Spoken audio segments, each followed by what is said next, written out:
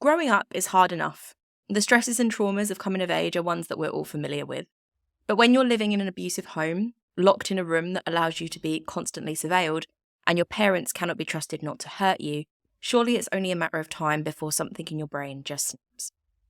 Join us this week as I tell you the story of Lisa Montgomery and ask the question, when someone has suffered the way that this woman has, can any crime be deemed horrific enough to warrant the death penalty?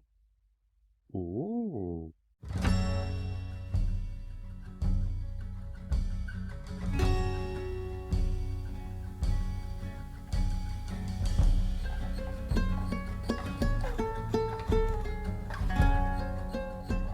Welcome, you spooky motherfuckers, to this episode of Horror House.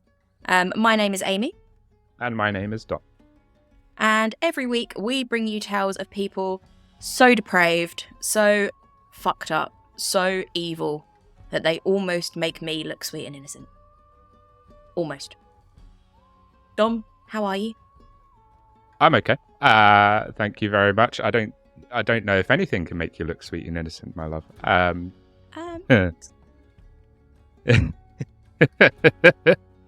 I've seen what people tell you when you ask me anythings. Oh yeah, I know. That's them being depraved, not me. I'm just sitting here, looking cute, and they're like things that I won't repeat on this podcast. But yeah, it's not really me. So yeah, I don't know what you're talking about. I'm completely 100% innocent. Amy's personal Instagram is a wild place. Yeah. Wild place.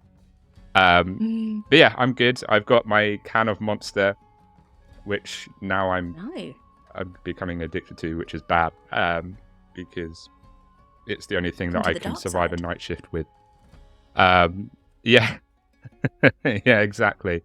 But I am good. I'm limping towards payday, which isn't so great. Yeah. But me too. I'm getting a nice old payout from my job because they're silly and they don't do their jobs properly.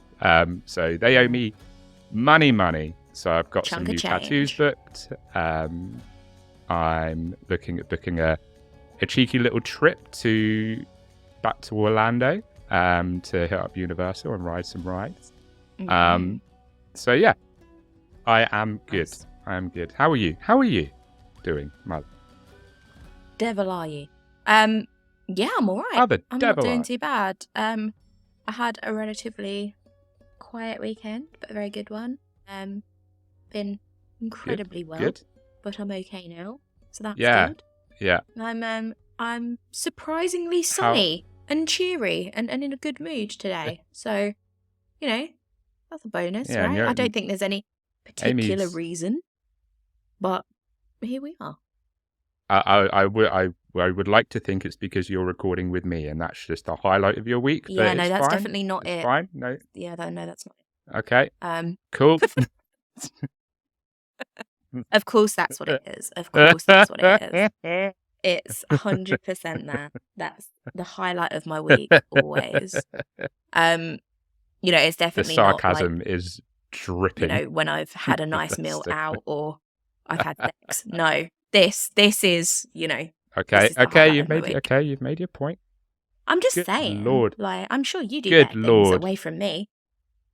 Like, do you see how she treats me, people? Honestly, I'm nothing but nice to this woman. How many emails did you have since last week saying, I want to be the host, Dom, I want to be the co-host with you, get rid of Amy? I actually had quite a few. I didn't have any, don't worry. Yeah. You're not. You're not being removed from the show. I wasn't even slightly worried. I'm recording with you is actually something that I look forward to greatly, I have you know. I don't look forward to, can we not have a domestic on camera? Let's just be civil for the sake of the kids. Mum and Dad are fighting again. Mum and Dad are fighting. Our listeners are watching YouTube just crying. Please don't fight, you guys. Don't get a divorce. It's fine. Well, we didn't get our domestic out the way before we hit record. So normally we get our domestic done and dusted before we come on. Yeah. sometimes it's nice to give people a glimpse behind the curtain. Oh, dearie me. We love each other really, but I'm glad kids. that you're okay. Don't worry. We do. Yeah. We've got, there's so much love between me and Amy. So much. Yeah. So much. We couldn't survive without one another. It comes across as pure hatred. And that's just, you know, that's how close that line is. It's just crazy. But that's just our love language, is tearing each other down. Yeah. Absolutely. I think that's kind of my love language with everyone, to be honest. I'm kind of a dick. But, you know, it plays well into the true crime sphere, so it's all good. True. It's why you co-host a true crime podcast, Amy. Exactly. And not a romance podcast. Is that a thing? I'm sure that is a thing. Everything's a thing. Yeah, there'll be like a podcast that's like a romance story based one. I reckon that's out there. I'm sure that's out there. It's like, No thanks. Smut, maybe. I could get on board with, like, you know, a little bit of 50 Shades of Grey. That's true. Well, actually, not specifically 50 Shades of Grey, because that's bullshit.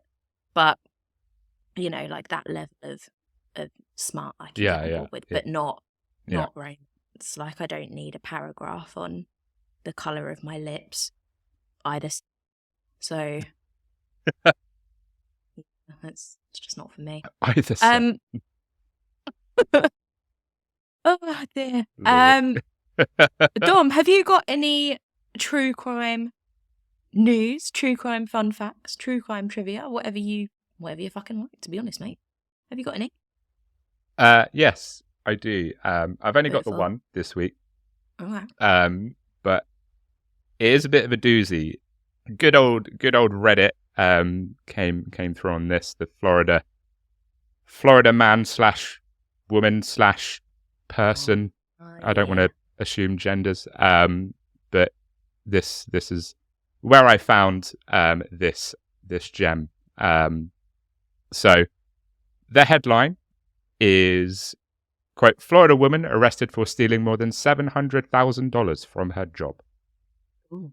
So if you're stealing money from your job, that's a lot of money to steal. So she's been like, I mean, if I'm going to steal loads of money from my workplace, I'm just gonna make sure I do it, do it properly. Yeah. So yes. Quote, a Clearwater woman was arrested after deputies claimed that she was writing company checks to herself from her job and then cashing them. Wow. I don't know if that's yeah, exactly. I don't know if that's the best idea, to be perfectly honest.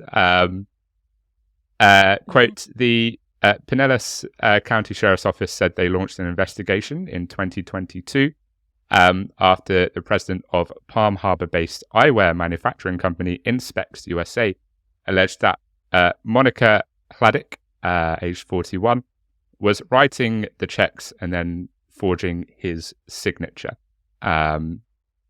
During the investigation, deputies said that Hladek wrote 232 checks to herself from 2016 to 2022 and deposited them into her Wells Fargo bank account. As for how much the checks amounted to, it was around $710,531, according to deputies. I kind of respect it. I'm kind of like, yes, queen, get your bag, girl boss. But then I'm also like, did she really think that she would get away with that? I mean, I guess there is a point where you start thinking, do you know what? I am going to get away with this, because once or twice you might still be a bit nervous. 5, 10 times, okay, this can't last forever. But if you're like at check 100 and they've still not picked up on anything, you're like, maybe you do think they're never going to, so you just keep going. Like 232 checks is a lot. I do admire the bold. That is true. It's very bold, and I admire that. To get to 232 checks is quite impressive. That's a lot of money. But there's no. Did you say it was from an eyewear company? Yeah, an eyewear. It's somewhat ironic that they didn't see the money going out. Yeah, But yeah. I didn't even know that sort of money went through an eyewear company, but cool. Well, apparently so. Yeah. But yeah, I saw it and I was like, that's madness. Just being able to write 232 checks to herself in a 6-year period and have that go entirely unnoticed is pretty impressive. Definitely. But at the same time, it's like forging the president of the company's signature. Eventually, the president's going to be like, I don't remember writing any of these checks. I literally don't sign anything. Eventually, that's going to get caught out. But yeah, so you might be wondering what happened to old Monica. So the news article would state that she was arrested and charged with 1 count of a scheme to defraud. She was arrested last Thursday. So obviously it's still very new, and there hasn't really been any updates beyond that. But yeah, that was my little true crime update. Yet again, Florida coming in clutch with the just insane crime stories. I feel like when it comes to true crime news, Florida man / woman is just like our bread and butter. What we haven't really got anything to talk about, and we need something funny. Fuck it, something would have happened in Florida that we can we can talk about. You can always count on Florida to bring you do something weird, insane. And to be fair, there was quite a few on the Reddit thread that were pretty insane. But I saw the headline and it caught my eye, and I was like, man, that's a crazy amount of money to steal from your workplace. And like we said, it's very bold. I think maybe if she stole maybe a little bit less, she probably would have got away with it a bit more. Hey, I think when you start to, okay, no, if you're gonna steal, just fucking steal. No, true, very true. And we've all stolen something from a job at one point. Like I've had my moment where I had the odd, sneaky fingers in a job role. Yeah. Not my current one. If anyone I work with is listening, obviously there's nothing to steal. But like when I worked in the hotel, the odd, maybe a bit of cash that I could comp something off of a bill and then not tell the customer. Yeah. Might have happened once or twice. Not saying it did. Yeah. You can't pin me down to this. Yeah. But maybe it did. Maybe that was a possibility. Can pin her down, but not to this. Obviously that's fine. But not on anything I actually say on this podcast, because then I'll get in trouble. So yeah, I kind of get that, but 232 checks for 700k that's a bit even beyond me. So no. Yeah. Stealing something small is a bit doable. Stealing that amount of money, eventually you're going to get caught out. It's a bit. But yeah, like you get your bag. You get your bag, Monica. You're probably going to have to forfeit it all when you go to prison, but still, you have fun with your 700,000 while you still have it. It was good while it lasted. Have it for much longer. Yeah, it was great for a time. But yeah, enjoy prison. Cool. Let's talk about Lisa Montgomery. Have you heard of Lisa Montgomery? Have you heard the name? No. Neither feel like had I probably should have, to be honest. No, not necessarily. I hadn't heard of her. And when we get into a little bit about her past and then what she went on to do, you might be quite surprised that you haven't heard more, particularly as it wasn't a million years ago. It was 2004 that this happened. So it's maybe a bit surprising that we haven't heard more about her. But before we dive into the episode, I'm going to do something that we haven't done for a while, sometimes because we forget, but also sometimes because it's just not necessarily needed. And that is give you some trigger warnings. So this episode, we are going to be including descriptions of child abuse, rape and graphic violence. So if that is something that you would rather not hear about, that you would prefer to bow out of this episode, then please feel free to do so, and know that if you do, we do not judge you and still love you and appreciate your support. It's absolutely fine if you don't fancy putting yourself through that. It's not a problem. What you could do instead is you could go and listen/watch last week's episode and have a brain aneurysm, because that sounds a lot better. That does sound better. I might do... No, wait, I can't do that. I don't get that option. No, go and watch one of the many other episodes that we've done. Go and listen to our collab with Spoils of Horror, because that's a fun one. We had a great time. Go listen to that. Especially if hearing about bleached arseholes is your thing, you'll love that one. Hey, I got the thumbs up. You got a thumbs up. You'll find out more about Amy's arsehole than you ever thought you would on that one. Yeah. There's sexual partners that don't know that much about my arsehole. Oh god. Anyway, moving away from let's dive in, shall we? So come on, Dom, serious face now. We're serious.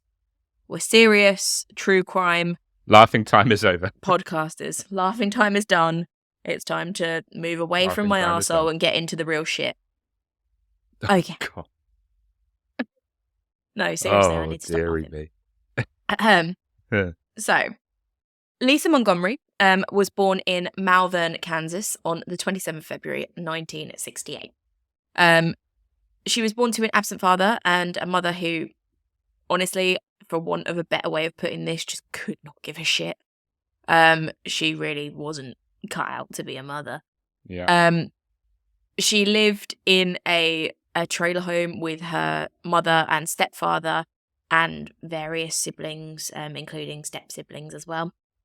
Her abuse began very, very, very early in her life, and she recalls her first incident of indirect abuse occurring at 3 years old, when she was forced to lay in bed while her stepsister Diane, who was at the time just 8 years old, was raped by a male babysitter.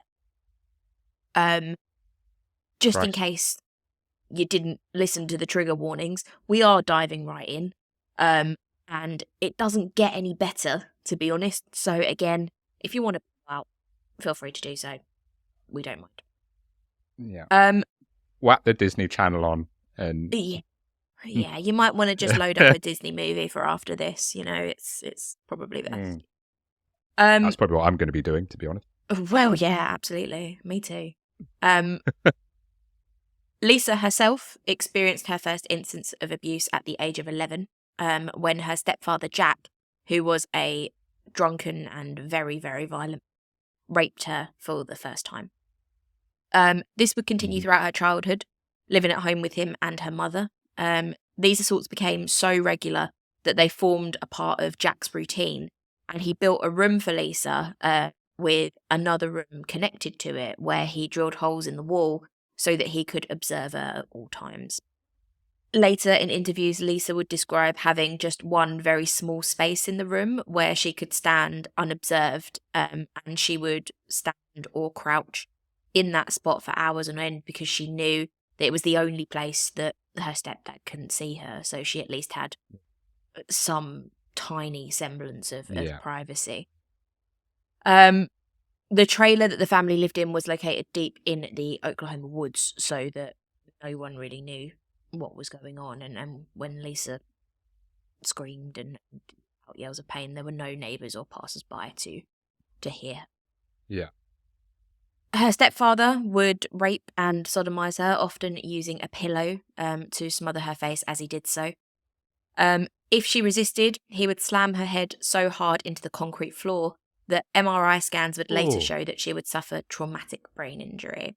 Jesus. Yeah, not a nice guy brutal. Was Jack. No. He was a bit of a dick. And that's putting it lightly. Yeah, absolutely. And it's not even like she had a caring mother on the other side of that either. Well, No. Her mother wasn't the nicest person, but we'll get into that as well. Over time, the abuse expanded, and her stepfather would often invite gangs of friends, who were often drunken, violent men themselves, over to the house in order to rape Lisa and essentially use her. These sessions often ended with Lisa being forced to stand naked and having men urinate on her and generally just utterly humiliate her.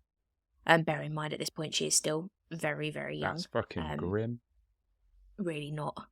Was this still when she was the same age? No, not quite as young. This was in her sort of early to late teens. Older. Okay. It continued throughout her childhood. Better. No. But yeah, she would have been about 13, 14 the first time this happened. And then it just continued until she left that home. Now, usually around about this point, we would probably be asking the same question. I think both of us, it's probably in both of our heads and probably in the listeners' heads as well. And that is, well, what was her mum doing about all of this? You know, like, she's there. And you would think that some sort of maternal instinct would have kicked in. But I'd love to tell you that her mother was completely unaware. And when she became aware, she reported it to the authorities. But I can't tell you that. I'd even love to tell you that the mother was also being abused by Jack and that she was scared to tell anyone. But I can't tell you that either, I'm afraid. What I can tell you is the truth, and that is that Judy, Lisa's mother, was not only completely aware of what was going on, but she was also in on it. She probably took part as well, didn't she? Yeah. On one occasion, when Judy walked into the room to see that Lisa was being abused by Jack, her response was to pull a gun, which you might expect from a mother. But she didn't pull the gun on her husband. She held the gun to Lisa's head and screamed, quote, "How could you do this to me?" What? Oh. Okay. Okay. Wow. I'm not really sure how you look at a child and assume that they've initiated this, but that was obviously her assumption. And I mean, she held a gun to a child's head. So. Yeah. Oh, the poor mother. Poor mother, you know. Yeah. It's all the daughter's fault, obviously. You know, even though she's the one getting abused, the poor mum having to witness her daughter get abused, but yet not care enough to do anything to stop it. Nope. Not even the worst of it, to tell you the truth. It was a lot worse. Judy, again, Lisa's mother, was even known to rent out Lisa to plumbers, handymen, anyone that she needed to pay, so that they could rape her in exchange for their services. She would watch as Lisa was made to stand naked on the front porch of their house, surrounded by drunken friends who would later go on to rape and humiliate her. Lisa would have duct tape over her mouth to prevent her from speaking, and was told that if she made the slightest noise, then she would be sent to a children's home. She was also made to beat her younger sister with a length of wood until she bled. Holy hell. A length of wood, man. Fuck me. Yep, not exactly the, the nicest. I mean, there's no nice way to beat a child, but a length of wood is definitely one of the more extreme ones. Yeah, absolutely. So at this point, lots of people involved in the abuse of this child, lots of adults that were aware of what was going on. And you would think that at some point during all of that, the authorities would get involved or would be made aware, and that they would do something. Well, it might surprise you to learn that the authorities were informed. And they didn't do anything. Exactly. They didn't do anything. There were multiple incidences of the system failing to help Lisa.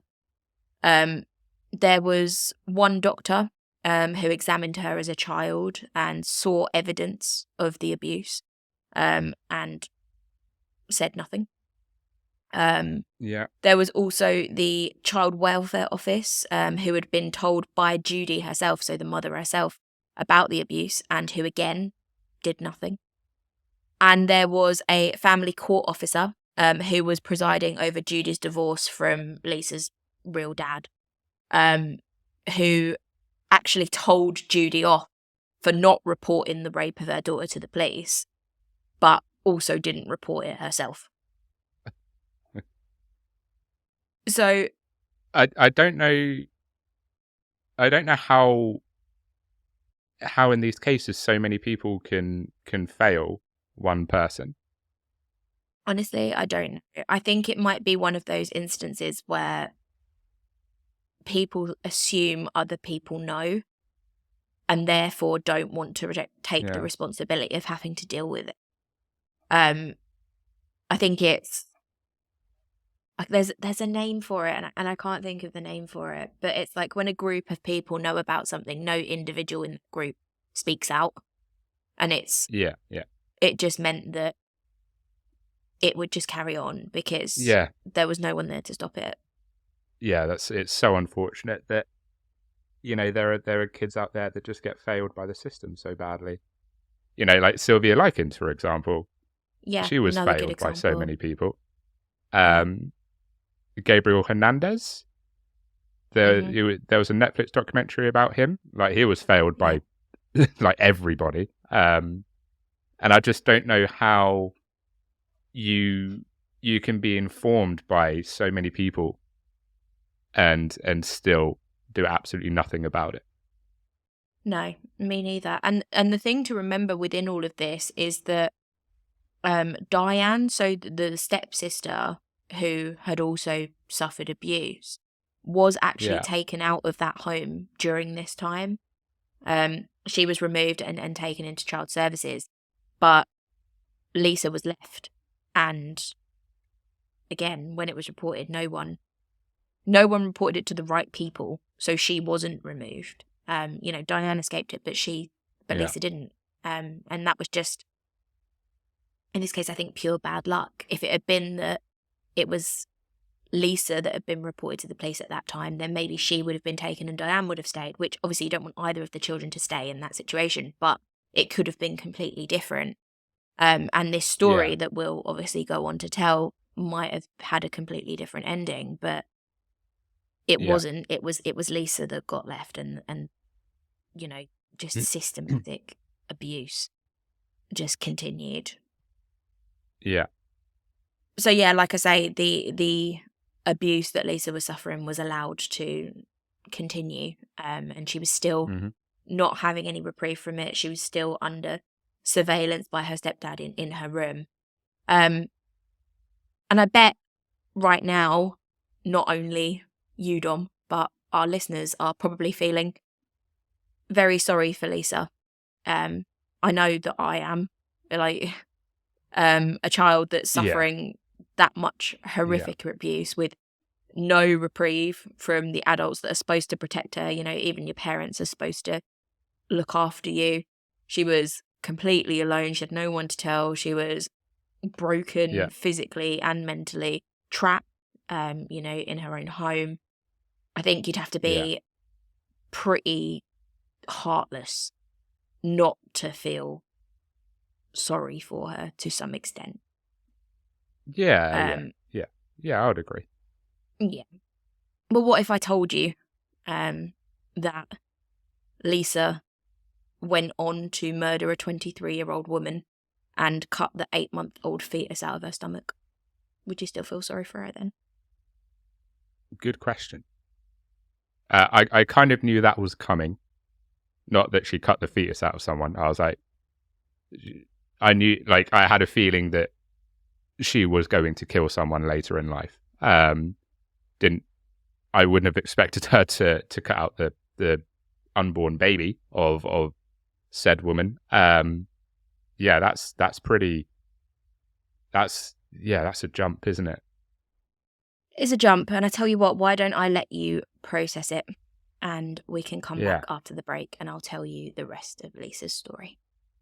Yeah, good plan. Good plan. Good we'll plan. see you back here in just a few.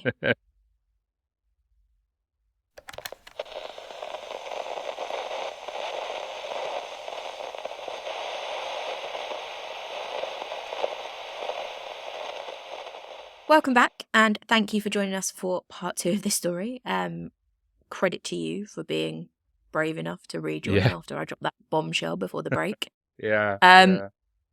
Dom, how are you feeling? Are you good? I'm definitely going to need to queue up. I was going to say Bambi or something, but maybe not. Maybe Bambi's not the best film to watch after this. Yeah. I don't know. Don't want to cry. Yeah. Maybe I'll put on like, I was going to say Monsters Inc., but I'll probably cry at that as well. I mean, maybe a Disney movie isn't the best idea, to be fair. Maybe something else that's light, but also won't emotionally destroy me. Yeah, it's a difficult one. We were talking about it in the break. It's always difficult in cases like these to balance sympathy for their upbringing and what they went through, but also how to feel when they go on and commit a horrendous crime themselves or a series of horrendous crimes themselves. Mm-hmm. Because obviously the abuse doesn't excuse what they do later in life. Yeah. But you could say it's partly why they go on and do what they do later in life. So yeah, there's a phrase that I really, I don't know if I like it, but I think it's particularly true. It's actually one that I've thought about having tattooed a few times because I think it makes sense, and it hurt people.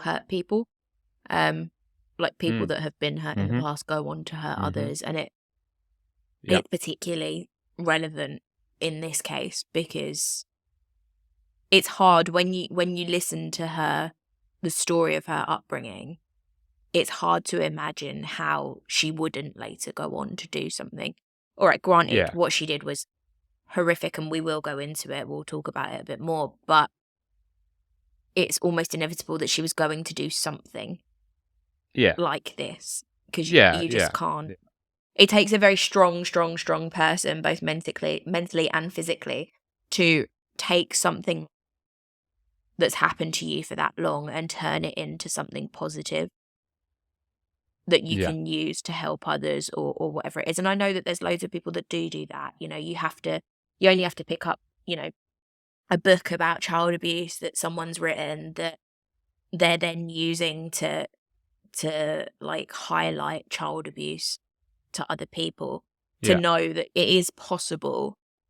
But if you're already in a position where you're mentally not quite stable or a bit, I don't want to say weaker because that's not what I mean, but just a bit less strong, then it's very, very difficult to not assume that everyone's going to hurt you. Yeah, that's it. And obviously with the abuse that she suffered, she's obviously going to think that people are inherently bad. Yeah. And people are going to cause her pain, which is obviously such a shame. Yeah, it's a very, very, very sad state of affairs. On that note, are you good to go? Do you want to hear the second part of this story? Yeah. I can't wait to hear her cut a fetus out of a woman. Let's go. Yeah. Let's tackle that. Sweet. But yes, I'm ready. Let's get into part 2. Okay. Well, as you can imagine, Lisa didn't turn into a particularly mentally stable adult. Nope. She'd been severely mentally and physically damaged by the abuse she'd suffered as a child, and was desperately lonely and depressed. When she was 18, she married her stepbrother, and went on to have 4 children with him. I mean, when your stepfather is the cause of all of this, marrying your stepbrother might not be the best idea, but what do we know? Yeah. getting married to him didn't end her abuse. Videotapes were found in the home that they shared of her husband raping and beating her. And probably the worst possible thing to say, that abuse ran in the family. They apparently were just... it sounds like it did. ...genetically tuned to violence. So she hadn't escaped it at all. And obviously, I think it goes without saying that her mental state continued to deteriorate as a result of that. Absolutely. Like you said, it's not like she's getting away from the abuse. It's the stepbrother, and the stepdad is the one who's abusing you. So it's not like the abuse is going to stop. No.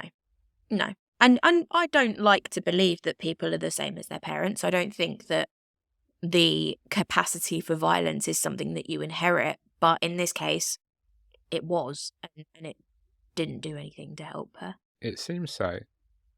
It could be inherited, but it also could be that maybe the stepbrother, the only environment he knew was a violent environment. So it's sort of it could be like a learned sort of behavior from the father that's how you should be. Yeah, absolutely. So. And I don't want to get sidetracked by a nature versus nurture debate, but it's too big of a coincidence that he also did those things. So either he was privy to the abuse that was ongoing, or it was just genetic and it was just something that was in his DNA because his father was that way inclined. That's possible. And it's a very sad state of affairs, but maybe that is what it is. Catherine Portfield, who spent many hours interviewing Lisa after her incarceration, told the Guardian newspaper, quote, "When I met her, she would become spacey. She would not be able to keep her train of thought and describe strange ways of thinking to describe her reality. She lives in a state of dissociation, going in and out all the time. When I ask her about her childhood, she would display an inability to connect to her emotions, with a blank facial expression, blank voice, and talking about herself in the third person."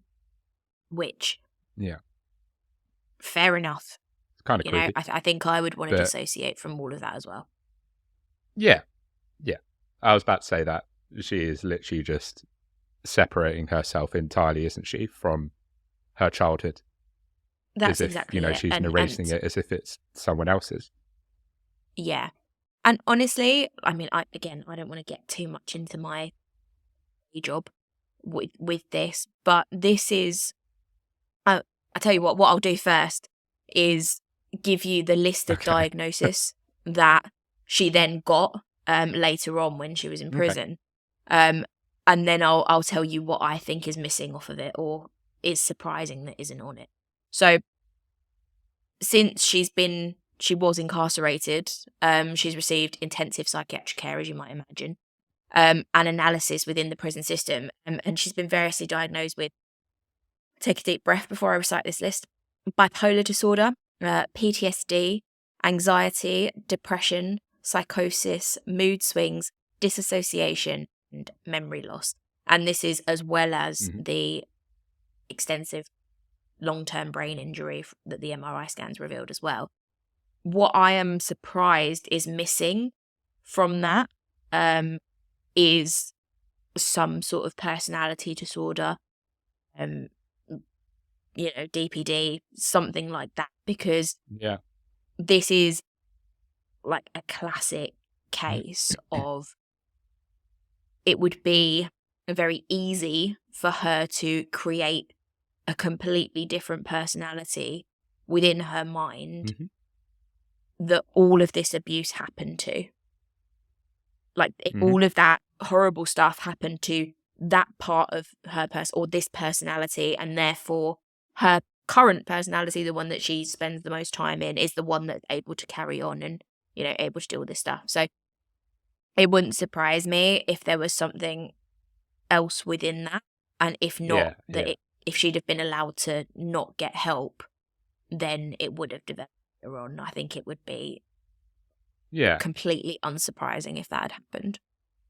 In the months leading up to her crime, she had several episodes in which she told those around her that she was pregnant, a claim that was definitely false because she was involuntarily sterilised after the birth of her fourth child. I don't know why it was involuntarily. I don't know if it was something that was due to her mental state or because her husband forced her to do it. I'm not sure. But involuntary sterilisation isn't exactly something that a woman would want to go, or anyone would want to go through. So, yeah, you can assume that it's pretty bad. Yeah. I mean, I would probably quite comfortably say that was a stepbrother's or a husband's decision. Yeah. More than hers. Yeah, it's when I was writing the outline for this, that kind of felt like that's what it was, but I don't know. Yeah. And there was no source that I could find that could confirm that, so I don't know. Yeah. But it's definitely not a nice thing to have to go through, and it's made even sadder by the fact that her mental state had led her at that point to be so focused upon having a baby, that she physically couldn't do it, but she'd become obsessed with this idea of having a baby, and that would ultimately lead to her crime, which we are about to get into. So once again, brace yourself. If you want to bow out now, this is your final opportunity to do so. Yeah, especially if you've got kids yourself. You might want to skip over this part. That's fine. We don't judge. We love you. We support you in all of your choices. In 2004, Lisa began talking to Bobbie Jo Stinton via an online chat room for breeders of rat terriers dogs, called Ratter Chatter.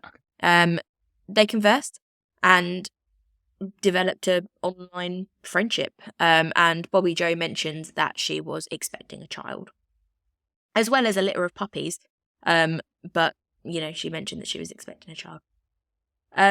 In December 2004, Lisa made an appointment with Bobbie Jo to view the puppies with the idea that she would buy one. However, she made the appointment under the name Darlene Fisher, so that Bobbie Jo would not connect the visit to the new friend she'd made online. Lisa then drove the 281 kilometres from Kansas to Skidmore and knocked on Bobbie Jo's door. It was at this point that Lisa overpowered Bobbie Jo, knocked her to the ground, and strangled her with a length of rope until she was dead. She then proceeded to cut the baby from her womb with a kitchen knife from Bobbie Jo's own kitchen. Somewhat miraculously, the newborn baby girl survived, and Lisa took the child with her when she left. How? How did the baby survive? I mean, I don't use the word miraculously lightly. One would assume that she's not particularly medically qualified and she's done it with a kitchen knife. So I can't imagine that she knew particularly what she was doing. She'd obviously cut into her stomach, insane. And it's a miracle that she didn't stab the baby. But somehow this child survived. Like I say, I don't use the word miraculously lightly, but this is nothing short of a miracle, if you ask me. Yeah, Jesus. Yeah, absolutely. Bobbie Jo's body was obviously found pretty quickly, and investigators realised also very quickly that Darlene Fisher was not real, and traced her IP address in order to find her.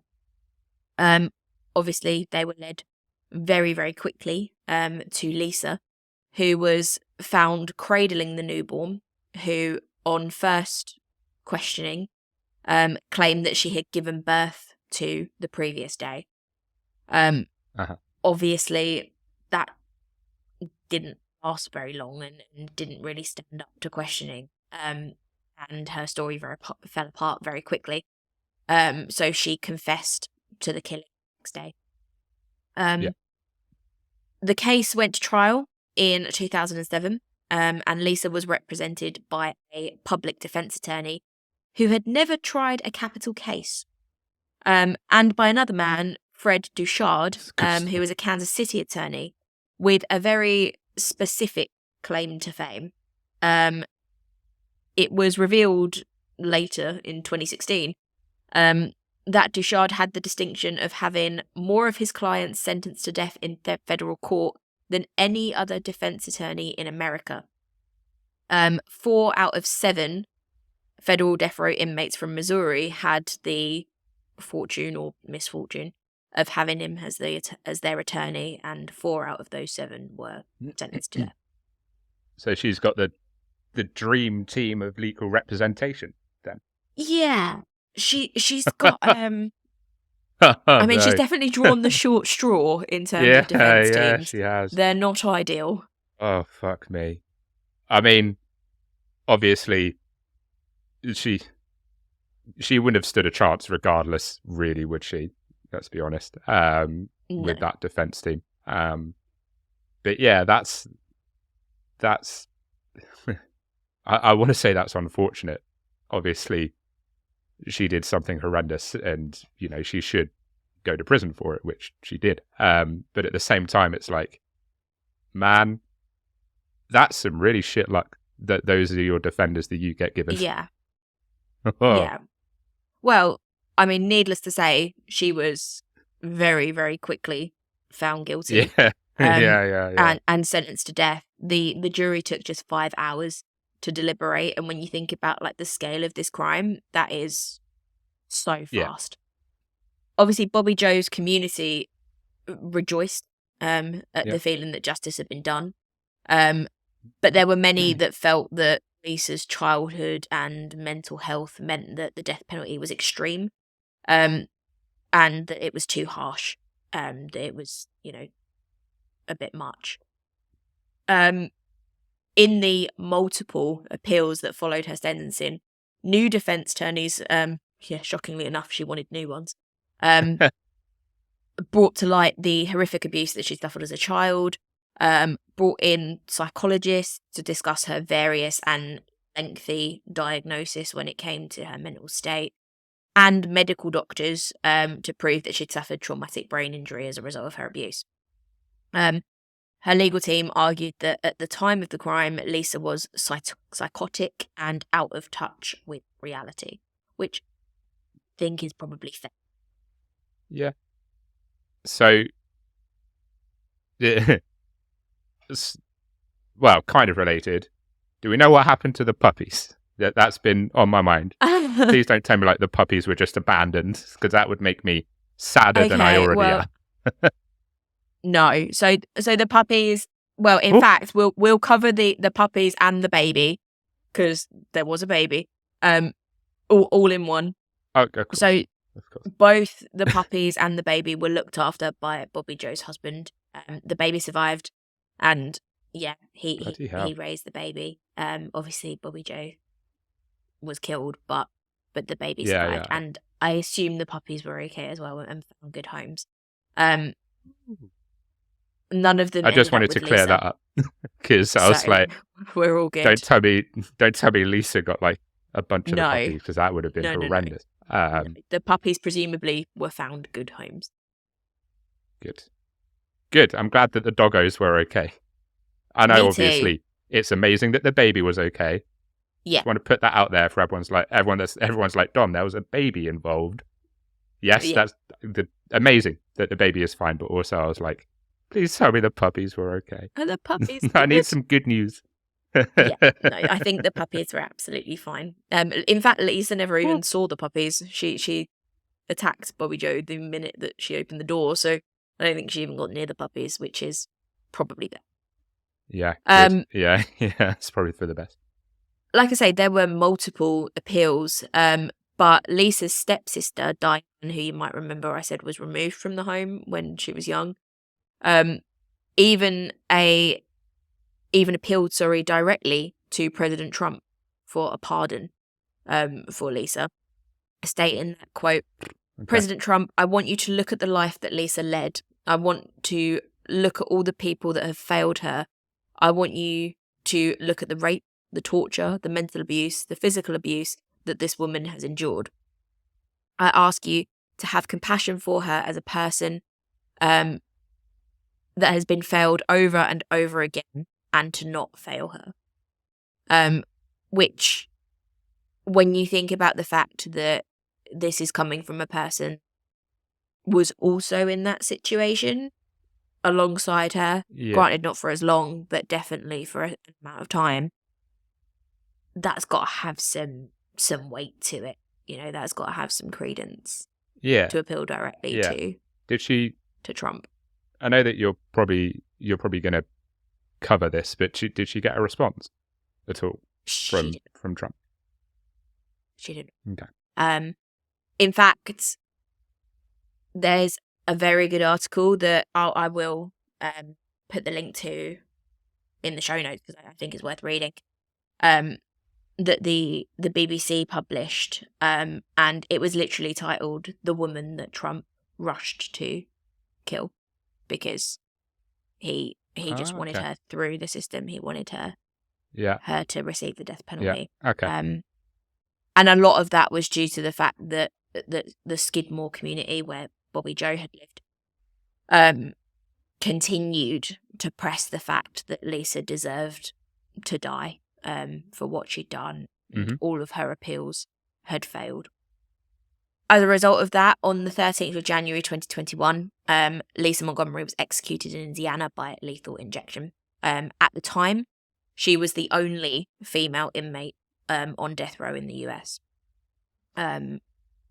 which is pretty heavy when you think about it. There's only been one other woman executed in America since Lisa, and that was in 2023. So it had been, I think, don't quote me on this because I haven't actually got it written down and I can't remember if I'd read this correctly, but I think it had been 17 years since a woman had been killed on death row before Lisa, which is pretty crazy.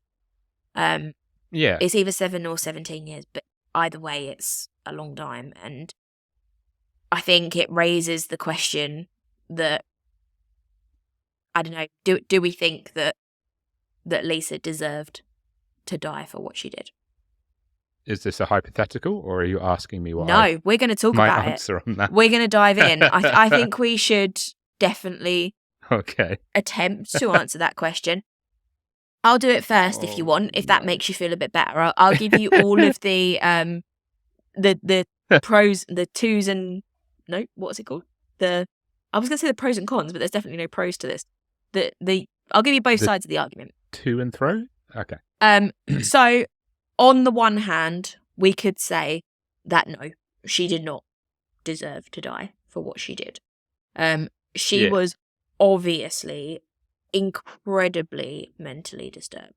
She had suffered a huge abuse, more than a lot of people I think would probably stand, throughout childhood, which then continued into adulthood. It affected her mentally in a irrevocable way. Alongside that, the community that was built around Bobbie Jo really pushed for this. And while that's understandable, people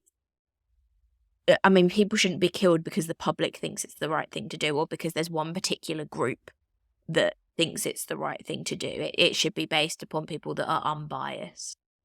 It was also a particular case that Trump really wanted to make an example of. He really pushed for it to happen because there was such a public outcry for it to happen. And we all know what Trump's like. He wants to do whatever it is that gets him votes. And again, she had been failed by the system many times and had been brought to a point where she was desperate. She had been involuntarily sterilized. I know we mentioned it earlier, but if you're hearing that term, just take that for a minute. Think about it. Think about the fact that someone else has taken away your ability to have children.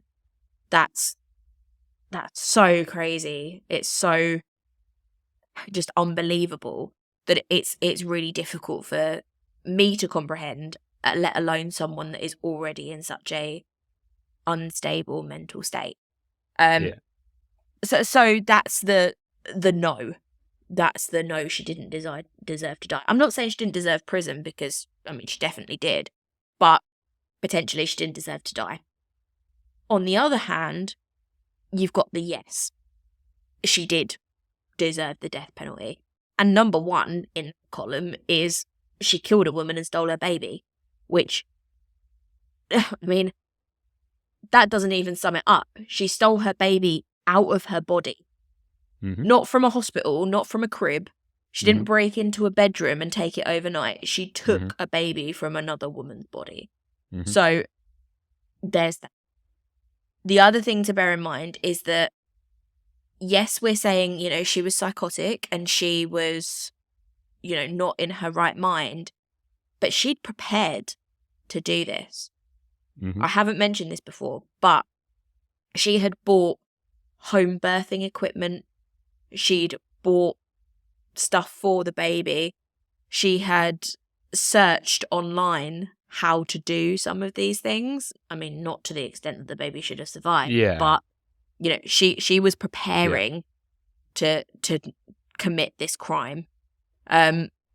When she was found, with the baby, she thought of a story to tell the police. You know, she came up with this story that she had given birth to the baby the day before and that it was her baby. Granted, it was full of holes. Like, to quote you from last week, Dom, it was like Swiss cheese. It was full of holes. But she thought of it. For someone that was in a psychotic state, she had a story. And I guess there's the question of, does the treatment that she suffered as a child in itself warrant her a second chance? You know?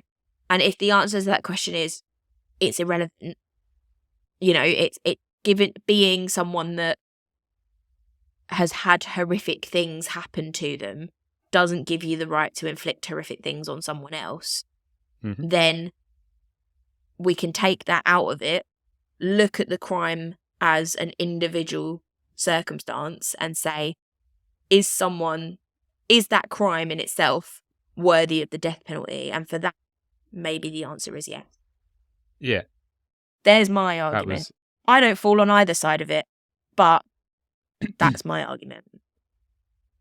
How am I supposed to follow that up? Good Lord. Pick a side, mate. Just choose one. So first off, you know, Mrs., your Swiss cheese analogy was shit last week. I mean, you used it this week, so it couldn't have been that bad. I've made it better. Saying. It's a callback. You were so impressed with the Swiss cheese analogy. You were like, I need to use it this week. It made such an impact. I just had to get it in there. Oh man, I'm going to have to pick a side. I don't like picking sides. Deciding if someone deserves to live or die is a very difficult decision to make. Because you could say that nobody should be able to play God and make a decision on someone's life. And I mean, you summed it up perfectly, and I don't want to just rinse and repeat everything that you said. But if you took out everything that happened in her childhood, if you take that out, wasn't part of the crime, it's irrelevant. So we're just going to literally focus on her crime and her killing of the woman and the cutting the baby out and everything. If you look at it on that basis, absolutely she deserved jail time. And you could argue that she probably did deserve the death penalty. She probably did deserve to die, because she took a life, and she could have taken 2 lives, but from some stroke of miracle, she only took 1. Yeah. So why should she be allowed to live when she took the chance off of someone else to have a life? But at the same time, you could, if you then bring the childhood abuse back into it and you look at that in addition to the crime, you could say that she deserved jail time, but she didn't deserve to die. She deserved help. You know, she didn't deserve to just be executed. She deserved help, and she deserved to get better, and she deserved to get rehabilitated and all that stuff. So it's a hard one. Like, I would probably go on the fence as well. I'm very on the fence about the death penalty in general, because it's quite a hard decision to decide if someone deserves to live. Like, even, you know, someone who's committed an awful crime, I would hate to have the power of life and death over them. Yeah. But at the same time, you know, if someone commits a horrendous crime like this, or if someone commits another horrendous crime, you could say they don't deserve to have a life because of what they've done. So it's a difficult one. I think if she doesn't have the childhood she doesn't then go on and do what she did. No. It would be a very different story. I think you can, if we're going with the argument that what happened to you as a child, or whatever bad things have happened to you as a person, doesn't give you the right to inflict bad things upon someone else, and I'm putting this in the most basic way ever, but you understand what I mean. Yeah. If you're going down the line, then all you can do is look at the situation as it was at the time of the crime. And at the time of the crime, I guess it's whether or not you believe that she was in a psychotic state. She was out of touch with reality. And yes, the reasons for that might be that her childhood was horrific and she was the victim of just horrendous abuse, which no one is denying. But if she wasn't psychotic, that happened. But that's separate. Yeah. It's her state of mind at the time of the crime. And if at the time of the crime, as a result of that childhood, she was psychotic, then I don't want to go over it again, because we go over it a lot. It's not guilty for reason of insanity, and that is valid in this situation if she was genuinely sort of state, which I can believe that she was. You know, she has been diagnosed with so many mental disorders that there is probably no one on earth that could understand her actual state of mind at the time of this crime, because you could get someone with the exact same psychosis, the exact same diagnoses, and they still wouldn't necessarily be in exactly the same place, because no two people are the same. You know, no two people have the same reaction to trauma and to the things that she went through. So it's impossible to say, but I guess at that point, it's whether or not a jury is convinced that she either did or didn't know what she was doing. I personally wrote this entire outline thinking this woman didn't deserve to die. She was not in her right mind. And I don't say that often. If you think back to some of the people that we've had that have received the death penalty, I don't often say, you know, that wasn't right. Sometimes I'm like, no, at the end of the day, you're still in control of your faculties, and therefore you made that choice in the moment. But in this particular scenario, I'm not sure she did. But and like I say, I went through the entire outline, I went through the entire story thinking, yes, she didn't deserve it. She should, yes, be in prison, but not have received the death penalty, until I read that she had bought home birthing equipment, that she had, you know, researched how to commit this crime. And again, maybe this is stereotyping people, maybe it's as a result of knowing a bit about some of these diagnoses, but you don't premeditate You know, it might be that No. there's an element of, oh, I've got an opportunity because this woman that I speak to online is pregnant. Maybe. But Yeah. you don't buy home birthing equipment. You know, it might have even been, I could have Yeah. even argued, sorry, I'm going on a tangent, bear with me, I will get to the point. No, you go. It could have even been that she genuinely went to buy a puppy, right? Number one, why would you use a fake? But number two, there could have been a moment where she got to the door, saw how pregnant, because she was 8 months pregnant, you know, she's basically ready to drop, saw how pregnant Bobbie Jo was, and in that moment thought, I want a baby, I'm going to take that one. In which case, psychotic as fuck. But at home, she had home birthing equipment. She was prepared. So she did not make that decision on the doorstep. That shows premeditation. And that to me is the point where I thought, do you know what? I don't think she's as out of touch with reality as her defense would have us believe. Yeah.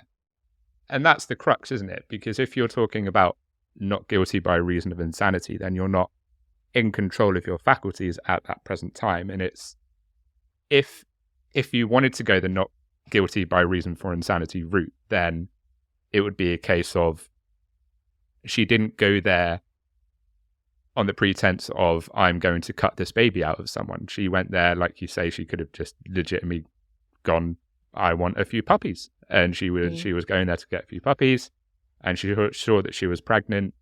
She obviously had been sterilized, so she couldn't have babies herself.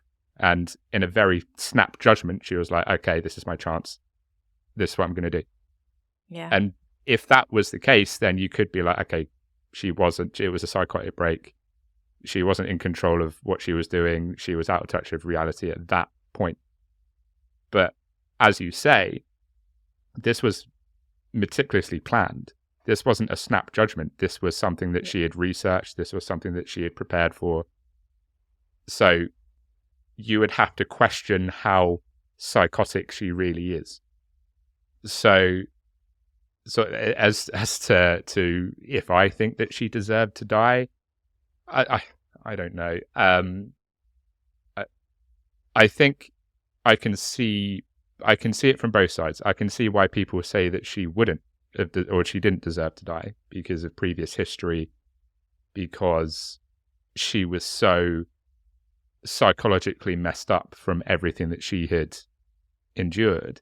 She wasn't in a quote normal frame of mind. But I can also see why people say that she did deserve the death penalty, because independent of her childhood trauma, what she did was absolutely horrendous.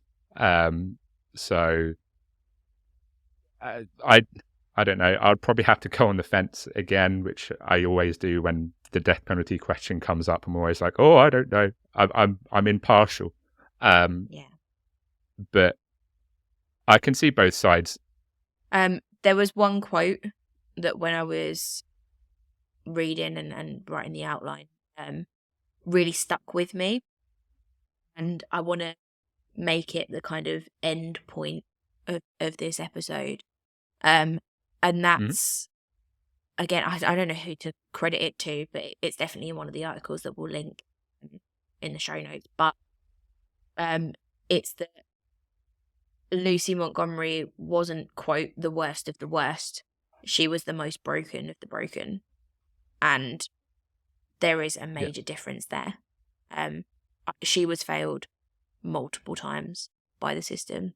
You know, there were so many people that were aware of what was happening with her. Is it an excuse for what she did? Probably not. But it's something to bear in mind when essentially the question that you're asking is, should we put this person to death? And that's the story of Lisa Montgomery. So, Dom, if you can, like, I don't even know how you wrap up for an episode like that, but please give it a go. Yeah. Let's try and wrap this up, shall we? thank you, Amy, for this traumatic telling this week.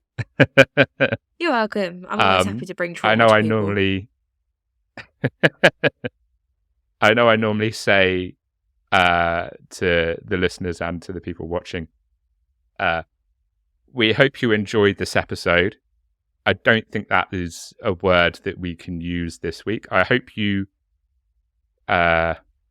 survived. I hope you're okay, and I hope you made it through good? the episode. I think that's probably the best way to describe it. Please go and do something fun after you've listened to this episode. Have a cup of tea. Like, please. Have a cup of tea, buy yourself a cheeseburger, eat some ice cream, have a wank. Yeah. Do literally anything that makes you happy. Yeah, absolutely. But no, seriously, it's we don't tend to do heavy episodes too often. For good reason. I think this one, oh yeah, absolutely. I think this one, episodes like this, even though they're extremely, extremely difficult to talk about, they also create a good dialogue. And they also raise a very good moral question. As for next week, I wish I could say my episode is going to be all sunshine and rainbows. It's not. It's not going to be as heavy, I don't think, as this one. But at the same time, it's not going to be a laugh a minute episode, unfortunately. I'm going to be talking about a British case, which I very rarely do. And it is another female killer. She's quite the person. Her justification for her crimes was essentially because I feel like it, and it gives me a nice rush. That's essentially the justification. So that can probably put into perspective the kind of person that we'll be talking about next week.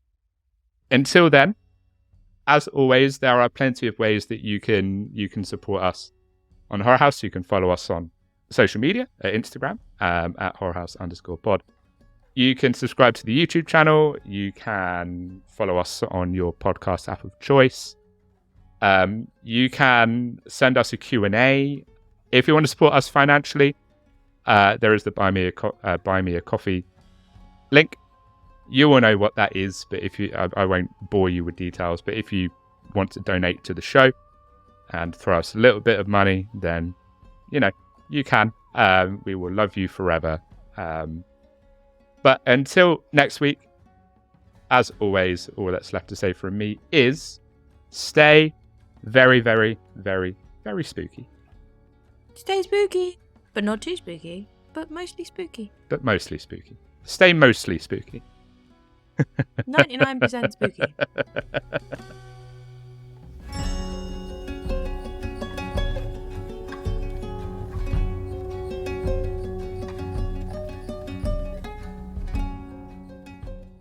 That was a bit much, wasn't it?